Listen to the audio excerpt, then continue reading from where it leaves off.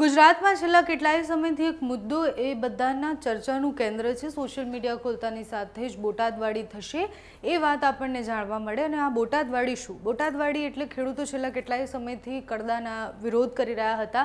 એના પછી રાજુ કરપડા અને ખેડૂતો મોટી સંખ્યામાં બોટાદ એપીએમસી માર્કેટ પહોંચે। એના પછી રાજુ કરપડાની મોડી રાત્રે અટકાયત કરવામાં આવી, પછી એમને છોડી દીધા અને એના પછી મહાપંચાયતનું આયોજન કરવામાં આવ્યું। એ મહાપંચાયતનો દિવસ હતો જે ખેડૂતો ક્યારેય નહીં ભૂલે, કારણ કે ખેડૂતોને દંડાવાળી પોલીસે કરી। પોલીસે ઘરમાંથી નીકાળીને ખેડૂતોને માર્યા। એના પછી 85 જેટલા ખેડૂતો સામે ફરિયાદ નોંધવામાં આવી।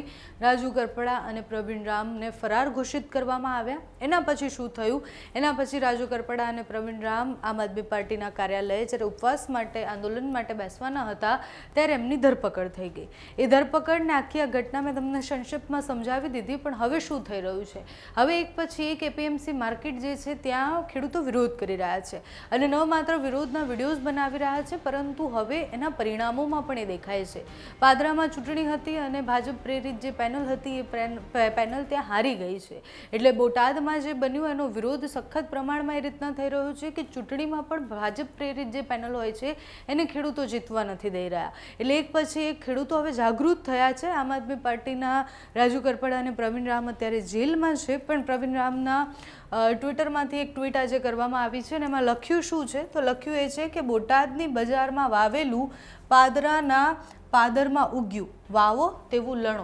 એટલે ખેડૂત માટે આ લખ્યું હતું કે બોટાદમાં જે આપણે કર્યું એ હવે પાદરામાં દેખાઈ રહ્યું છે ને ગુજરાતભરમાંથી। એટલે બોટાદમાં ખેડૂતો સાથે જે થયું એના પછી બીજી બધી જ જગ્યાએથી ખેડૂતો વિડીયોઝ બનાવતા થયા। ખેડૂતો વિડીયો બનાવી અને એવું કહી રહ્યા છે કે હજુ પણ કડદો કરવામાં આવે છે, હજુ પણ ખેડૂતોની સ્થિતિ નથી સુધરી। એક બાજુ ખેડૂતોને કડદાથી તકલીફ અને બીજી બાજુ સૌરાષ્ટ્રના ખેડૂતો એવા છે જે ટેકાના ભાવે જે મગફળી ખરીદવાની વાત આવે છે એમાં પણ પરેશાન છે। એટલે હવે આપણે કૃષિ મંત્રી બદલાઈ ગયા છે, પણ હવે ખેડૂતોના પ્રશ્ન કેટલા બદલાશે ખબર નથી।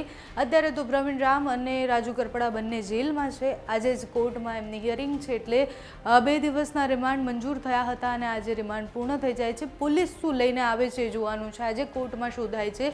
પ્રવીણ રામ અને રાજુ કરપડાને હજુ કેટલા દિવસ જેલમાં રહેવું પડશે ખબર નથી, પણ જ્યારે કોર્ટમાં આની પહેલાં હાજર કરવામાં આવ્યા હતા ત્યારે વકીલોએ સ્પષ્ટ કહ્યું હતું કે 2 દિવસના રિમાન્ડ, આમ તો વધુ દિવસના રિમાન્ડ પોલીસે માંગ્યા હતા, પણ કોર્ટે એમને 2 દિવસના રિમાન્ડ આપ્યા હતા। એના પછી હવે આગળ જતાં કેટલા રિમાન્ડ માંગે છે કે પછી આગળની કાર્યવાહી કેમ થાય છે કોર્ટમાં એ આજે ખબર પડી જશે। બપોર સુધીમાં તો નિર્ણય આવી જશે કે પ્રવીણ રામ અને રાજુ કરપડા સહિત બીજા જેટલા ખેડૂતો પર કેસ કરવામાં આવ્યા છે કેટલા દિવસ સુધી જેલમાં રહેશે।